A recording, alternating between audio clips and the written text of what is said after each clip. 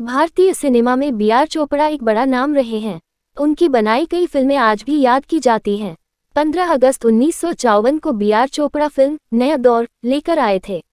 दिलीप कुमार, वैजंती माला, अजीत, जीवन, Johnny walker जैसे कलाकार इस फिल्म में शामिल थे। नया दौर फिल्म को खूब पसंद किया गया था और यह सुपरहिट रही थी। खास बात ये थी कि इस फिल्म के सभी गाने बेहद हिट रहे थे। फिल्म का संगीत ओ.पी. नैयर ने दिया था और इसके अधिकतर गाने मोहम्मद रफ़ी ने गाए थे।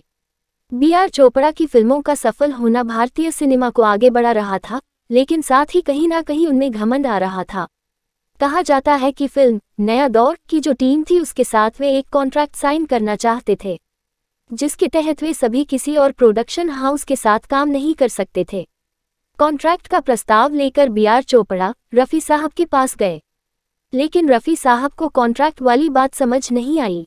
ऐसे में उन्होंने बड़े सम्मान के साथ चोपड़ा साहब को कहा कि वे जनता की आवाज़ हैं और वे हर निर्माता निर्देशक के लिए काम करेंगे। रफ़ी साहब ने बड़ी नरमता से अपनी बात रखी थी, लेकिन बी.आर. चोपड़ा साहब को ये बात अखर गई। उन्होंने अपनी फिल्मों में रफ़ी को न लेने का निर्णय लिया। साथ ही उन्होंने अन्य निर्माताओं को भी ऐसा करने के लिए कहा।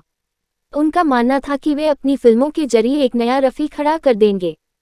चोपड़ा साहब के कहे अनुसार कई निर्माता निर्देशकों ने रफ़ी साहब को काम नहीं दिया, लेकिन इस दौरान रफ़ी ने संयम बनाए रखा।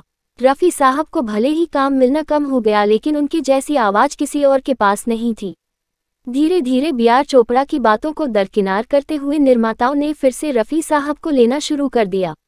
बी.आर. चोपड़ा ने कई गायकों को तराशने की कोशिश की, लेकिन कहीं ना कहीं वे भी समझ गए थे कि वे गलत जिद कर बैठे हैं। बी.आर. चोपड़ा के भाई यश चोपड़ा ने जब फिल्म वक्त बनाने का निर्णय किया तो उन्होंने अपने भाई से पूछा कि क्या वे सिंगर के तौर पर रफ़ी साहब को ले सकते हैं।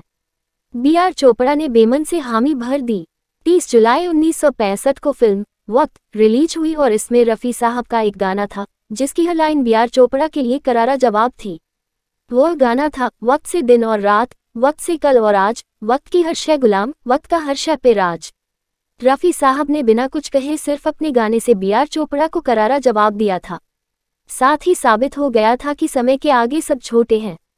ना अच्छा समय रुकता है ना बुरा।